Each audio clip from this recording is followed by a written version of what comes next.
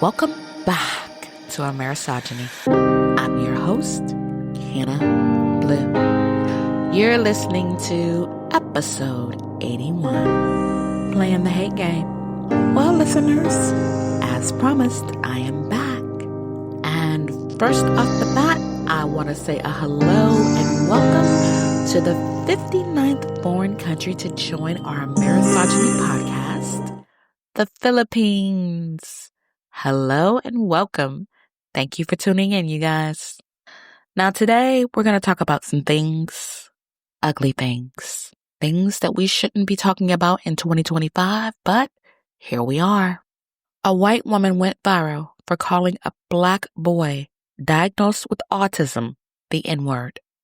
What's even more disgusting, she found a way to profit from it. She opened an account on Give, Send, Go. And right now, it's a bit over $700,000.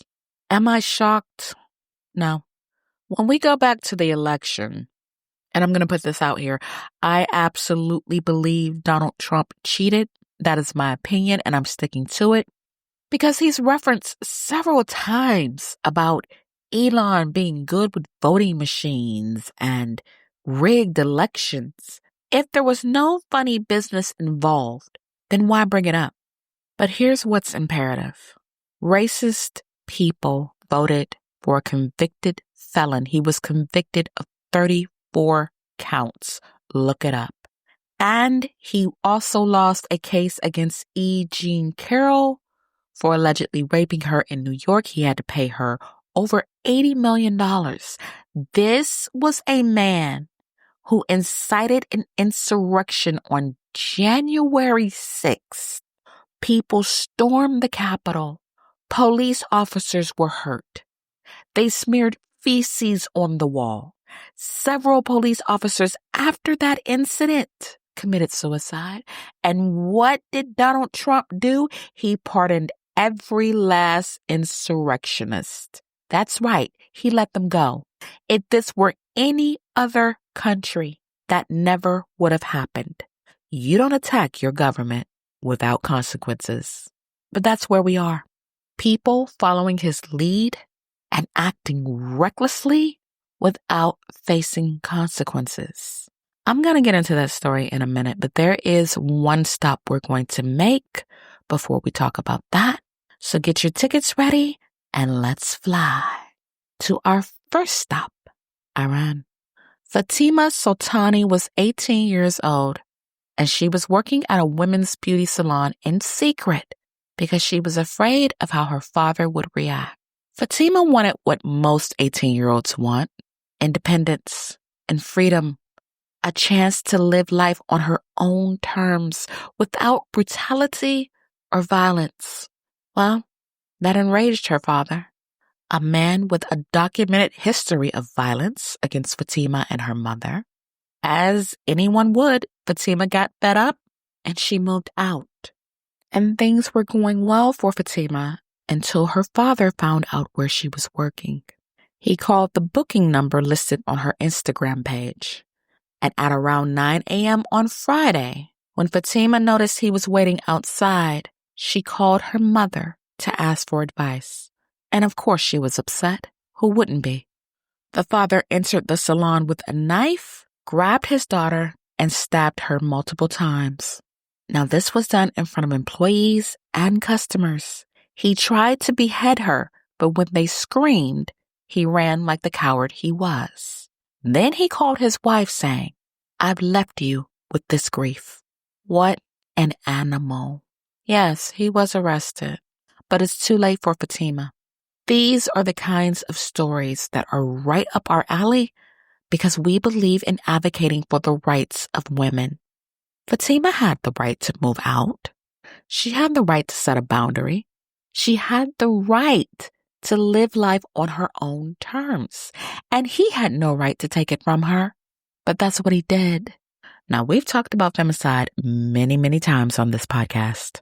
This man was so obsessed that he couldn't control his daughter. He killed her. That is at the heart of misogyny. That is sheer hatred for women. I don't know how laws work in Iran, but I hope if there's a death penalty, he gets it. Rest in peace, Fatima Sultani, a beautiful girl with beautiful dreams, snuffed out too soon. Let's get ready for our next stop, the UK. Now, this beautiful lady doesn't need us to advocate for her, but we're going to do it anyway because we like her. She is Dutchess Meghan Sussex, and she scored another hit with her As Ever jam. It's now available in England, but as for her haters, nothing is more sweeter than despising the oxygen in her blood. Thanks to Comfort, a London-based gift service, jars of her famous raspberry jam got into the hands of some lucky people. Comfort posted on Instagram, "A pleasure to assist Meghan, Duchess of Sussex, in spreading jam and joy amongst friends in the UK. Our white glove chauffeur service facilitated a seamless handover at every doorstep." Can you imagine receiving a jar of her jam? I don't think I would eat it. I would just put it on display forever. Meghan recently appeared on a friend's podcast, Jamie Kern Lima, and they talked about a sweet gift Meghan had sent her. Lima said, "One time I had in-laws and all these people visiting, a very full house, and all of a sudden I got word you had dropped something off. You dropped off this gift basket with ice cream and homemade strawberry sauce to put on top of the ice cream, just to see if that helps lighten my load. It was as if you were in my shoes, feeling what I was feeling, without me even needing to tell you anything." Now here's what got her haters in an uproar. She signed the note with compliments of HRH, the Duchess of Sussex. Well, Meghan and Harry allegedly agreed not to use the HRH title when they left their roles in the palace in 2020. So the British outlets accused Meghan of violating the agreement with Queen Elizabeth II by sending the note. Now, you have to be absolutely deranged to let a note about ice cream and strawberry sauce get you offended. Ingrid Seward, a hater of Majesty magazine, argued that the late Queen would be highly offended as she was very sensitive about that. That sounds absolutely ridiculous. Now, a source close to the Duke and Duchess said that the gift to Lima was private and it had been given more than a year ago. And the couple does not use the HRH title for public or commercial purposes. Now, that's true. But according to her haters, she's not even allowed to use it in private. Here's the issue. This is a Black woman, and she is, whether you like it or not, the Duchess of Sussex, and that's not going to change. This woman minds her business, raises chickens, grows vegetables, and takes care of her family. How could you hate anyone like that? But that's where we are. The deep roots of racism planted all over the world have proliferated in such an abundance. People of color cannot breathe without being accused of doing something wrong. We need to note, all of her As Ever products have only referred to her name, Meghan, not the Duchess of Sussex. She kept her promise not to use the title for commercial purposes. So what's the issue?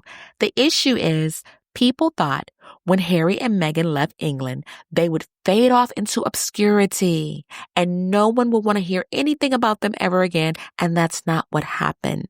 When this lady drops her products, they sell out. And if there's anything that infuriates haters more, is to live well. And that's what she's doing. She's living her life well. Well, Mrs. Meghan Sussex, we hope you continue.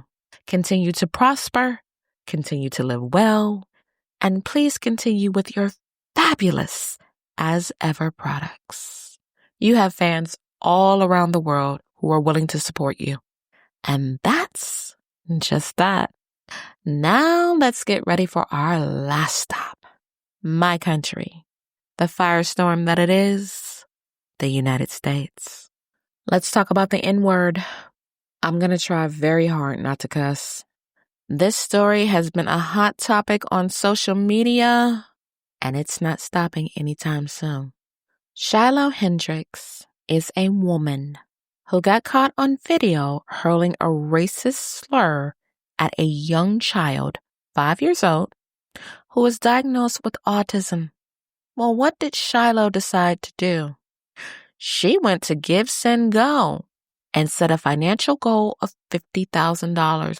Well, that was raised in a day. So what other bright idea did she have? To raise the goal to $1 million. And guess what? The donations have been pouring in with the most vile comments you could ever imagine. This wasn't an argument between her and a grown adult. This was a grown woman calling a 5-year-old child the N-word at a park because she claims the child took an item from her child's bag.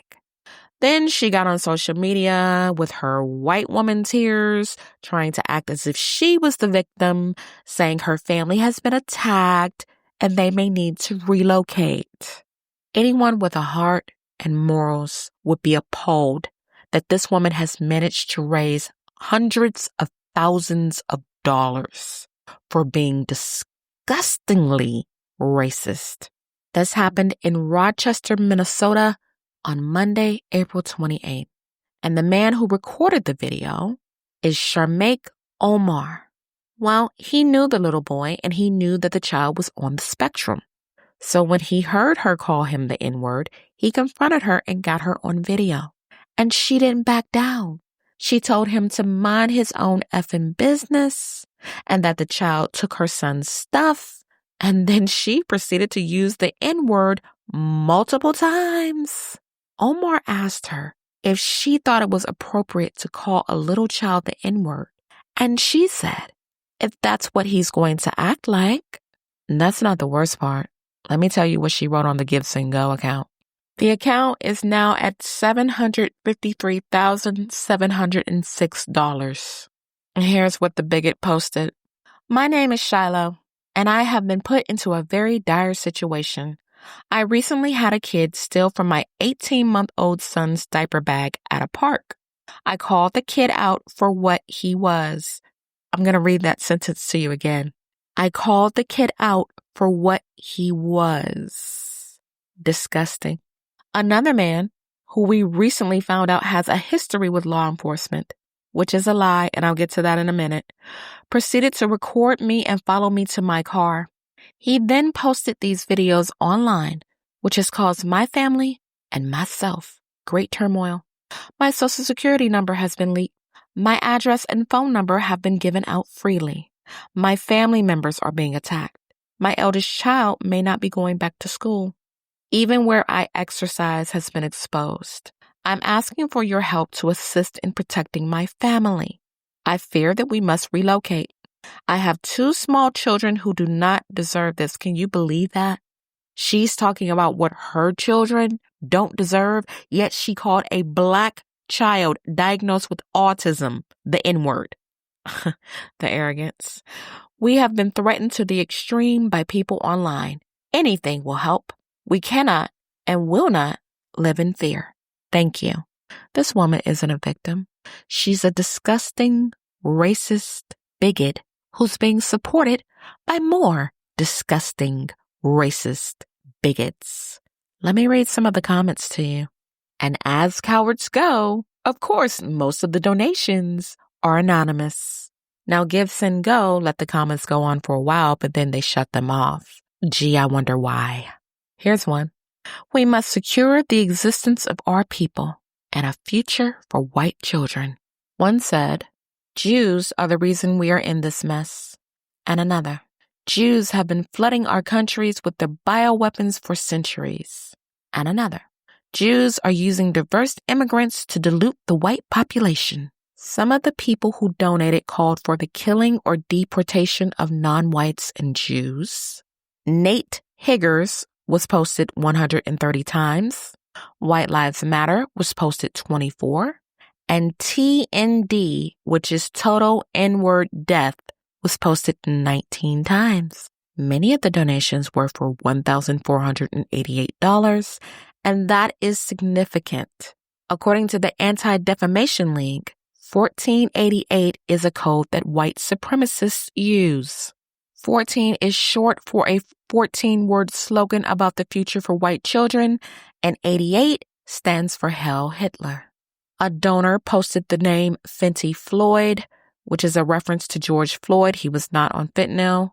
And another posted Nuck Figures. Now, I don't want you to think this is a joke. It's not. Some of these racist people have donated big money to this woman. Just 5 days ago, someone donated $10,000, and this received 16,522 likes. Someone donated $5,000. 5 days ago, $2,500, and 4 days ago, $2,025. And there's been a lot more donations made over $2,000. Now, here's my question. These are the same people who say children should not have free meals in school because America doesn't have the money, yet they have it to donate to a bigoted woman who has zero empathy for a child? Come on now, make it make sense.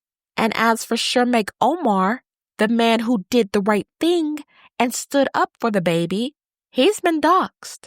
Yeah, someone leaked his address, he's received death threats, and he said one of his children is also autistic and cannot play outside because it's no longer safe. Now I'm going to ask you, what world are we living in? It's Trump's world. This is why his supporters wanted him back in office so they could have a green light to be as racist and disgusting as possible without consequences. But make no mistake, there are consequences for every action. I wouldn't walk around just calling random people the N-word because you know what? You might get hurt. I think it's a shame that this man stood up and did the right thing. He protected a child. Yet he and his family have to be in fear for their lives. And guess what? According to Omar, he has no criminal record. He has never broken the law in his life.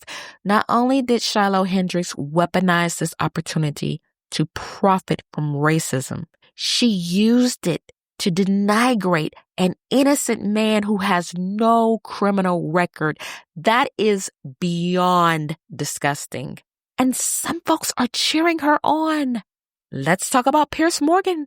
He had a white woman on his show who openly admitted she uses the N-word and she sees nothing wrong with it. And she sees it as free speech.